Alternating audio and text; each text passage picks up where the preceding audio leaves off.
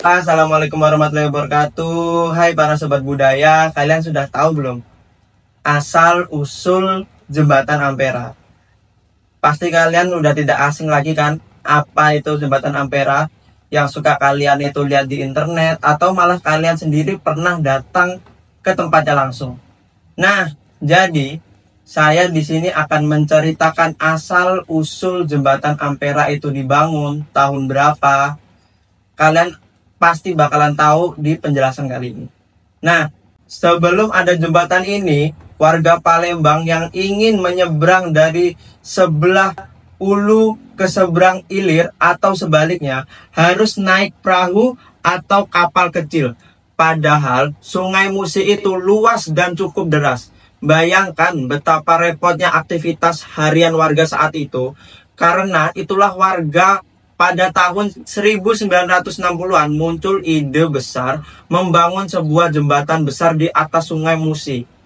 Gagasan ini didukung langsung oleh Presiden Soekarno buat Soekarno membangun infrastruktur seperti jembatan ini adalah bagian dari semangat membangun Indonesia baru yang merdeka dan berdaulat.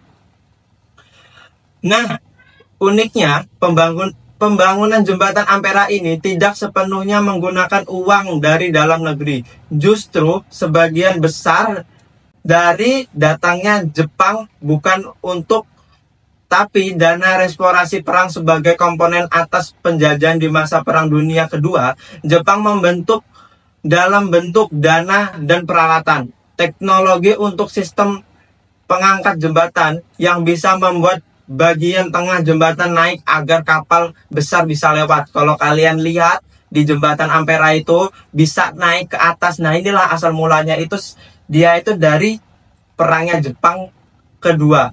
Di bawah dari Jepang pada masanya teknologi ini sangat canggih dan jarang dimiliki oleh negara berkembang seperti Indonesia.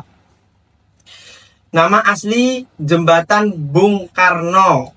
Waktu pertama kali diresmikan tahun 1965, jembatan ini diberi nama Jembatan Bung Karno sebagai penghormatan untuk presiden yang punya peran besar dalam pembangunan. Tapi kemudian situasi politik berubah. Setelah kejatuhan Soekarno pada tahun 1966 dan naiknya pemerintah Orde Baru, banyak hal yang berkaitan dengan Soekarno dihapus atau diganti termasuk nama jembatan ini.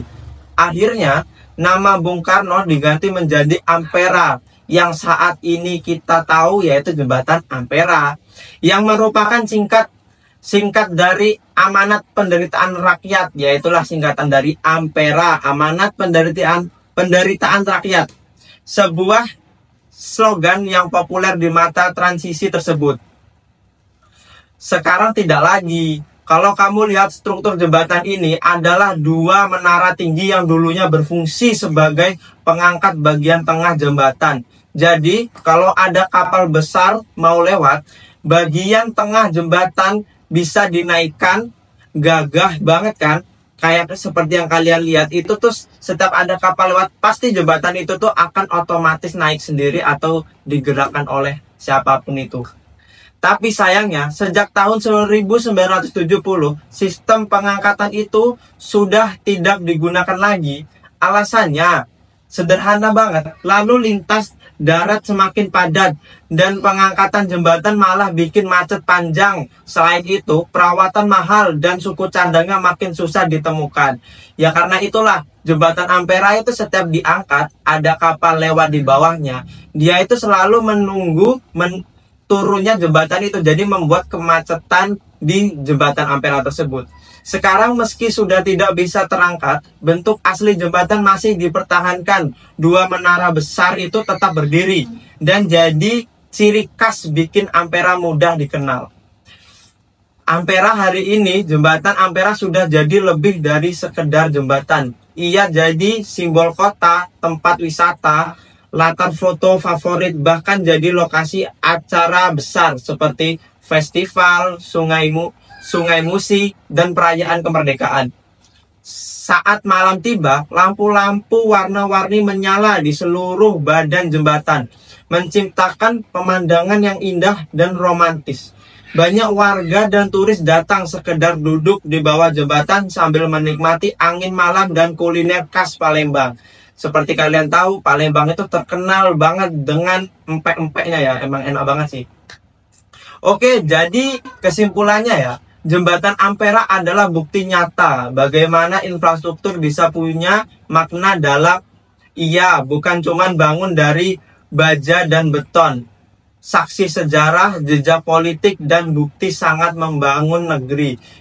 Itulah salah satu, itulah khas jembatan di Palembang. Kalau kalian lihat ya, di Palembang itu jangan cuman beli empek-empek ya. Pasti kalian juga tuh bakalan mampir ke Jembatan Ampera, foto-foto, menikmati.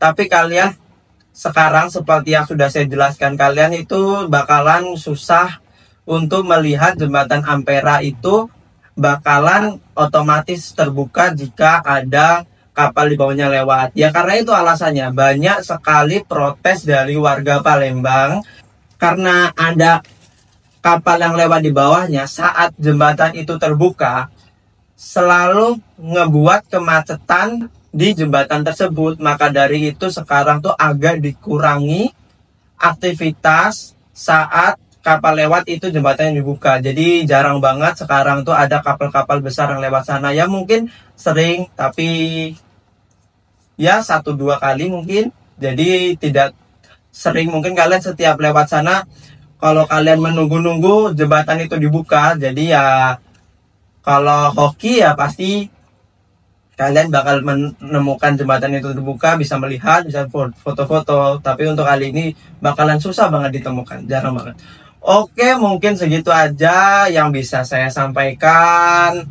Segitu yang saya tahu ya, sejak kelahiran jembatan itu dibangun. Oke, segitu aja, kurang lebihnya saya mohon maaf.